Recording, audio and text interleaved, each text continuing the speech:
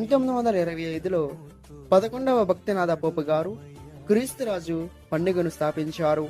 లోక నాయకులు, రాష్ట్రాలు దేవుని ఆధిపత్యాన్ని గుర్తించాలని, గౌరవించాలని తెలియజేయడానికి కథోలిక విశ్వాసులు క్రీస్తు పాలనను వ్యక్తిగత హృదయాలలోనికి, బుద్ధిలోనికి, చిత్రాలలోనికి, దేహాలలోనికి ఆహ్వానించాలని గుర్తు చేయడానికి క్రీస్తురాజు పండుగను స్థాపించారు. చారిత్రక కారణాలు ఏవైనా నేటికి క్రీస్తురాజు పండుగ మనకు స్ఫూర్తిదాయకం.